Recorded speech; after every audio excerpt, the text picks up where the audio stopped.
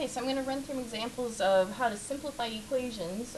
So this one, we've got variables on both sides of the equal sign and numbers as well. So the key to this is remembering what like terms are, meaning that if you have a term with a variable, you can't combine that with the numbers. So, and also with like terms, they have to be the same variable with the same exponent in order to combine them. Now that's going to be more important later. I just wanted to mention it now to sort of keep that in the back of your mind. Now where I would start with this is combining any like terms you have on each side of the equal sign before you start moving stuff around. So I'm going to focus just on the left-hand side of my equation here. So if I look at this, I've got an 8y, a 2, and then a negative 6y. Well, I can't combine the 2 with either one of these because they're not like terms.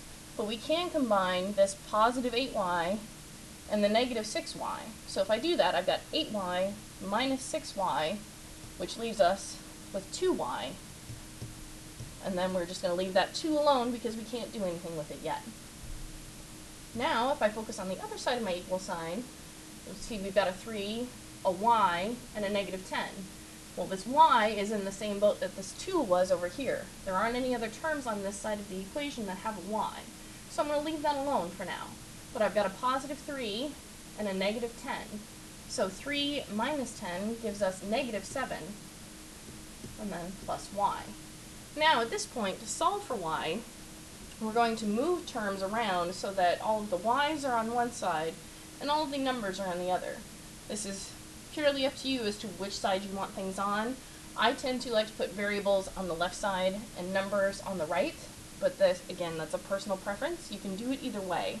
So I'm going to, if I'm going to do that, I need to move this y over to this side, and then this 2 over to that side. But I would recommend doing this one step at a time so you don't get confused and bogged down with trying to do too many operations at once. So I'm going to move this y over to this side by, since this is adding a y, you do the opposite operation in order to move it to the other side. So I'm going to subtract the y, because then they cancel out, and that's the whole point. You want the term that you're trying to move to cancel out. But whatever I do to this side, I also have to do to this side. And the reason I'm putting the minus y underneath this 2y here is because this is the like term. I can't combine it with the 2. So if I do this, I'm going to write a little line there to sort of represent an equal sign. So I've got 2y minus y, which leaves us with just y. That plus 2 hasn't changed. And this now equals 0, so I can essentially just leave it out. So y plus 2 equals negative 7. Now I'm going to move this plus 2 over to this side, and again using the opposite operation. Since this is addition, I'm going to subtract 2, so that when I combine these together I get 0. And since I subtracted 2 on that side, I've got to subtract 2 on this side. So those cancel. I'm left with just y equals, and then a negative 7 minus 2 more is a negative 9.